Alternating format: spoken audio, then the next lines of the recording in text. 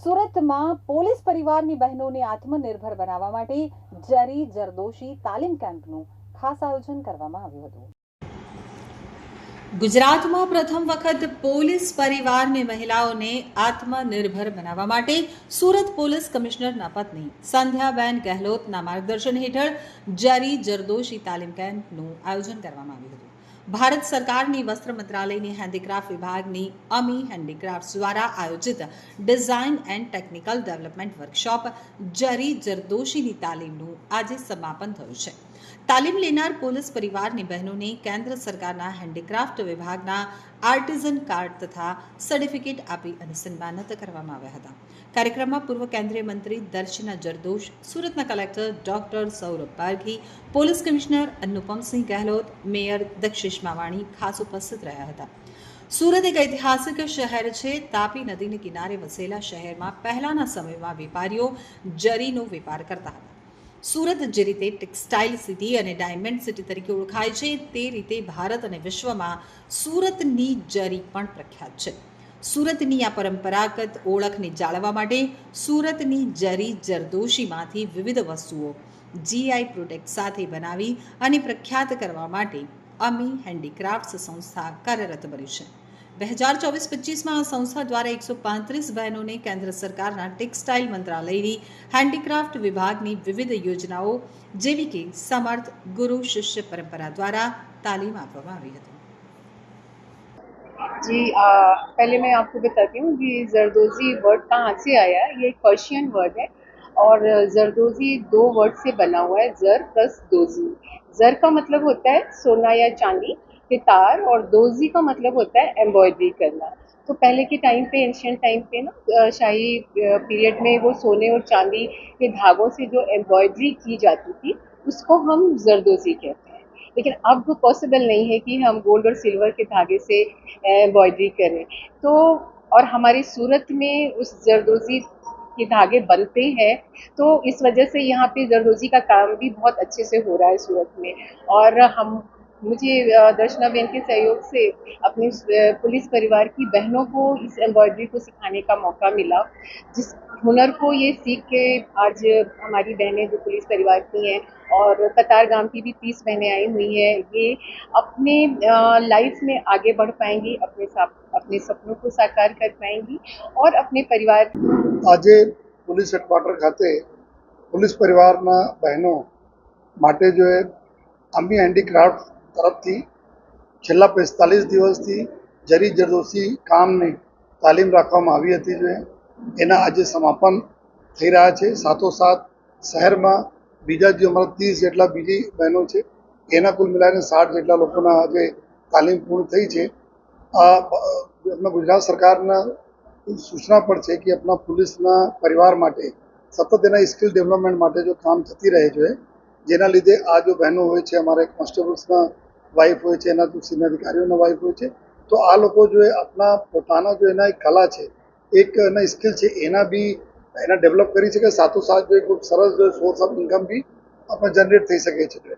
તો એના હિસાબથી જો આજના કાર્યક્રમ જો રાખવામાં આવેલા છે, એમાં હું સૌપ્રથમ તો શ્રીમતી દર્શનાબેન જરદોશજીના આભાર માનું છું કે જેના અમી હેન્ડીક્રાફ્ટના લીધે ખૂબ સરસ જો તાલીમો થઈ જોઈએ.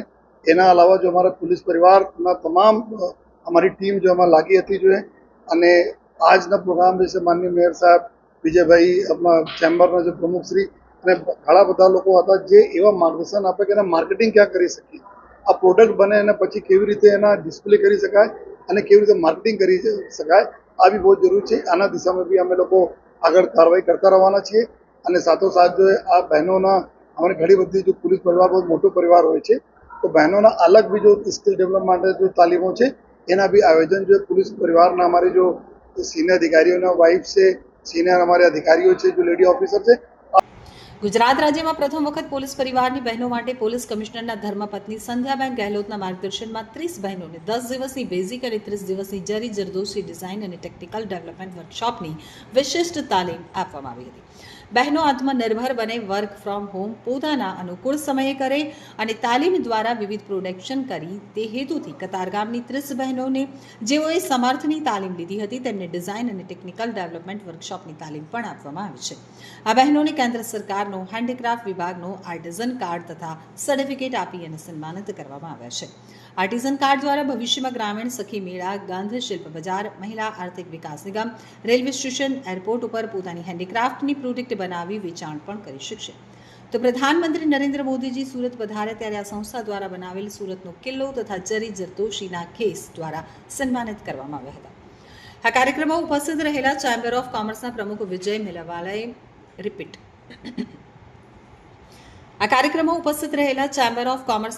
વિજય મેવાલાએ દ્વારા જાહેરાત કરવામાં આવી હતી કે ચેમ્બર ઓફ કોમર્સ દ્વારા જે એક્ઝિબિશન કરવામાં આવે છે તે એક્ઝિબિશનમાં સુરત પોલીસ પરિવારની મહિલાઓ દ્વારા જરી જરદોશી તાલીમમાં ભાગ લીધો હતો અને તેમને ફ્રીમાં સ્ટોલ આપવામાં આવશે, જેથી કરીને તેઓ પણ પોતાના દ્વારા તૈયાર કરવામાં આવેલી પ્રોડક્ટનું વેચાણ કરી શકે અને પોલીસ પરિવારની મહિલાઓને પણ એક યોગ્ય પ્લેટફોર્મ પોતાની ચીજવસ્તુઓ માટે મળી શકે. માનનીય પ્રધાનમંત્રી શ્રી નરેન્દ્રભાઈ મોદીજીના નેતૃત્વમાં બહેનો આત્મનિર્ભર બને, ઘરેથી કામ કરે, વર્ક ફ્રોમ હોમ અને સ્વાવલંબી બને એના માટે કેન્દ્ર સરકારની હેન્ડીક્રાફ્ટ વિભાગની એક જરી જરદોશીની તાલીમનું આયોજન કરવામાં આવ્યું હતું. ખાસ કરીને બહેનોએ પ્રાથમિક બેઝિક તાલીમ લીધા પછી એમને ડિઝાઇન અને ટેકનિકલ ડેવલપમેન્ટ વર્કશોપ એટલે એ જરી જરદોશીની તાલીમ લીધા પછી એમાંથી વિવિધ ચીજ વસ્તુઓ કેવી રીતે બને અને એને આપણે વિશ્વવ્યાપી સ્તરે સ્કિલ ડેવલપમેન્ટ દ્વારા આગળ લઈ શકીએ એના માટેની તાલીમ હતી. 45 દિવસની આ તાલીમની અંદર બહેનો ખૂબ ઉત્સાહપૂર્વક જોડાઈ. 30 બહેનો કતારગામની અને 30 બહેનો પોલીસ પરિવારની બહેનો. પોલીસ પરિવારની બહેનોએ 10 દિવસની એક્સ્ટ્રા બેઝિક તાલીમ પણ લીધી અને એના દ્વારા એ લોકોએ જે પ્રોડક્ટ તૈયાર કરી છે એ લોકો જે એક સંવેદનશીલ માધ્યમ દ્વારા એ લોકો એક સાથે કેરિંગ કર્યું, શેરિંગ કર્યું અને એની જે એક મહેનતથી પોતાની પ્રોડક્ટ આજે કરી છે.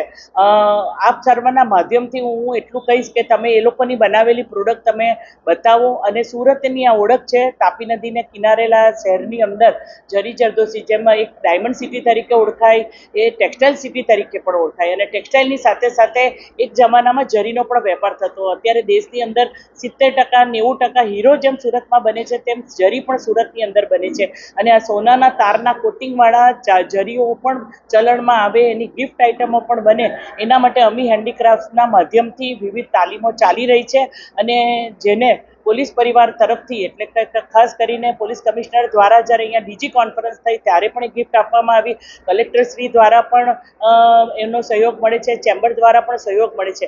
ધીમે ધીમે આ વ્યાપ વધતો જાય અને સુરતની ઓળખને આપણે વિશ્વવ્યાપી બનાવીએ એ હેતુથી આ તાલીમનું આયોજન